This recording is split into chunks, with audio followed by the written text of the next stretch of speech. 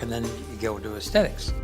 Well, when the Miura came about and I saw it, here was this stylish thing with an exotic motor in it, sideways in the back seat. It's an Italian hot rod. I went, whoa. And then that opened my eyes to all these other sports cars that I didn't even care about. And then I started looking at the race cars and carrying myself off into different areas.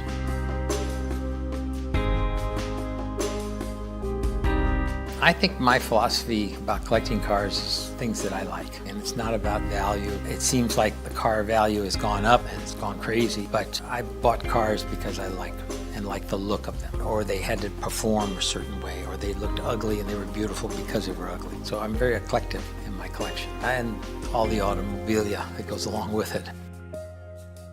I have a 200S Maserati. There's 27 of those made. I have a D-type Jag. I've got a 300 SL, so they kind of run all over the place. I've got a couple of Alphas. I've got a 1940 6C 2500 Alpha that's one of. It was a Graber body-built Swiss body car. I have a little Dino. I have a Healy. I have a Yellowstone bus. So I go from one extreme to the other. I have Model Ts, a lot of hot rods, Izettas, Hinkles, Topolinos. So I go all over the place. I love them all, and when I'm in that one, I'm with that one. You don't want to walk up to one of your daughters or sons and say, I love you the best more than anybody else, because the other ones will be very upset. So I don't talk in front of any of the cars. With each car I'm in love with.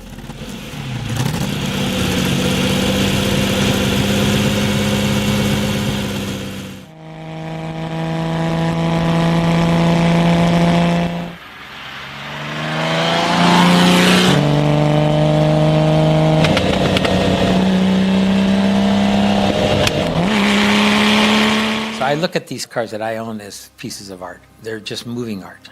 They have flowing lines, the designers, each one of them is different. It's exciting to get in and go out and listen to the motor wind up at 6,000, 7,000 RPMs, and it's just shifting through the gears and just a wonderful sound, feeling. It's truly a road car. It's not a race car. It's a grand touring car. It doesn't get into the tight turns, and go through them. It's for an open road, nice big car to drive. You don't need a radio in it, you just listen to the motor. You look out the rear window and you see the carburetors, that's all you see. And you look through the louvers and you can see a little bit out the back to see if there's a car coming, but you're looking forward anyway, so it doesn't matter who's behind you. But you look at the carburetors and you got this big window in the front, you're sitting down like in a movie theater looking at the road. And it's just got a whine to it, it's screaming, let me go. And the more you push down the gas, it wants to go. And it's just an exciting car.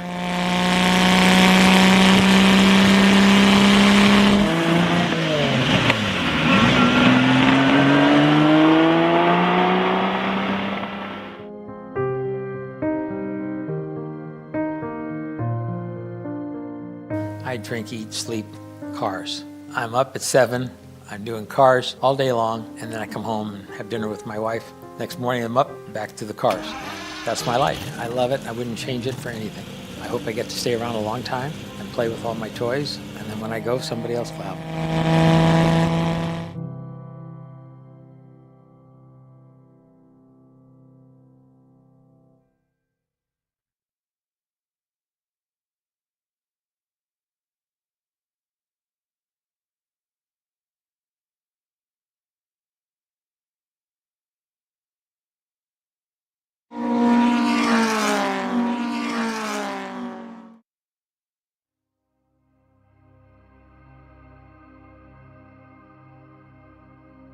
The most redeeming thing about the Miura would be the fact that there's only so many of them.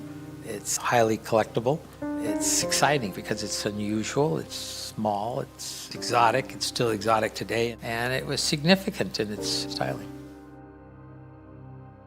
I think it's the car that put Lamborghini on the map.